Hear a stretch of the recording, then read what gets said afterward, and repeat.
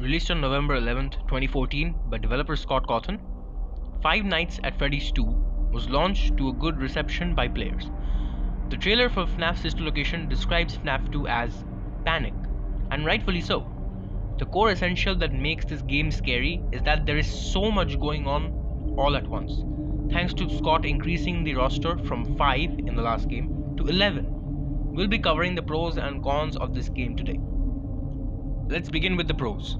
So first, we have atmosphere.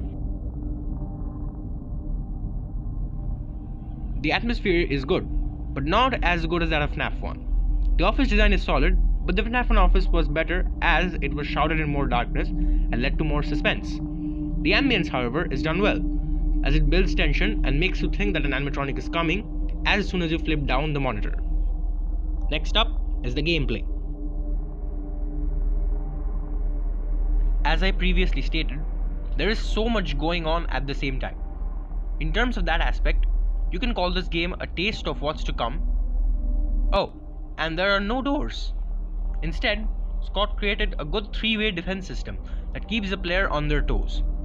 The flashlight, mask, and music box are the key ingredients of said system. The flashlight protects you from animatronics such as Foxy.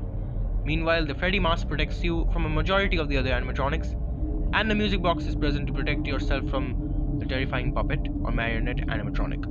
However, only one of those three mechanics can be used at a certain time, meaning you'll have to keep switching between them over and over and over again, which creates panic, as when you flash the light in the hallway, you feel like you could be jump scared any second by anyone in the side vents. But when you put on the mask, you feel like you should be shining the flashlight to check for Foxy or get back to winding up the music box before it's too late. And when you open the cameras to wind up the music box, you feel as if you have to stop right now and put on the mask for any possible threat. This is how FNaF 2 keeps the player completely focused, as one minor mistake in timing has a good chance of ending your run completely. And then we have the lore.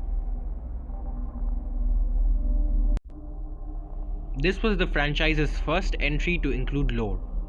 The first game also had some, thanks to the newspapers on the walls, but they were quite light on it compared to every other game in the franchise. Throughout the nights and 8-bit minigames, Scott demonstrates said lore through visual and auditory details. The minigames highlighted many plot points critical to resolving the franchise's lore. In the case of FNaF 2, these include the Save Them minigame, the minigame where Purple Guy takes the life of his first victim, the Give Gifts, Give Life minigame, etc. In a lot of ways, FNaF 2 is one of the few reasons for the creation of the community we see today, as this is the game that started the intrigue within people besides just MadPat to find out and solve the lore of these games. Now, let us move on to the cons. So first up, we have gameplay. Some of you must be confused, as I just praised the gameplay earlier. However, the gameplay of FNaF 2 is a double-edged sword. While panic is a good way to describe it, I have another word that also describes it just as well. That being claustrophobic. This is because, especially on later nights, there are instances where too much is going on all at once, at a pace the player can't keep up with, which has also caused many failed runs. It's like the panic about choosing between the flashlight, mask or music box, but dialed up to 1100.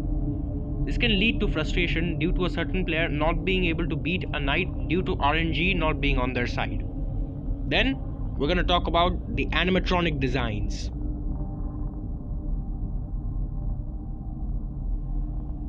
I'm going to be honest, 80% of the animatronics in FNaF 2 are just not scary. The issue is that they try to go over the top to make them scarier than the ones from the first game. But going over the top just leads to the opposite effect, which causes them to lose a lot of their uncanny valley. The toy animatronics look too cute and kid-friendly to invoke any feeling of fear. And the wizards honestly try too hard to be scary by looking broken down, but it just doesn't work, except for one animatronic. The only ones that seem unnerving and creepy are the puppet and Withered Chica. Withered Chica looks unnerving due to its pose right before the jump scare, where it looks as if it's T-posing but you can see the unhinged jaw. The puppet, on the other hand, is creepy thanks to its more humanoid design. just going by its design, it seems as if it doesn't fit with the aesthetics of the rest of the animatronics, which also helps it to stand out. The wide dot-like eyes, while they work for other animatronics too, are best utilized for the puppet, as they already provide an impression that they're staring into your soul, and when you pair that up with a humanoid black colored puppet shrouded in darkness, it makes for a real creepy animatronic.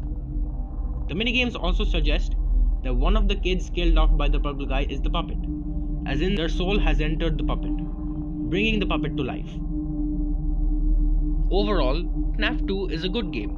However, I feel as if it is a bit overrated by the FNaF community thanks to nostalgia. But anyways, to those who are new, I also have a FNaF video up for FNaF 1 which you can check out through the playlist link in the pinned comment. I would really appreciate if you took the time to like and subscribe, as you can always reconsider later on if my content no longer interests you. Thank you for watching.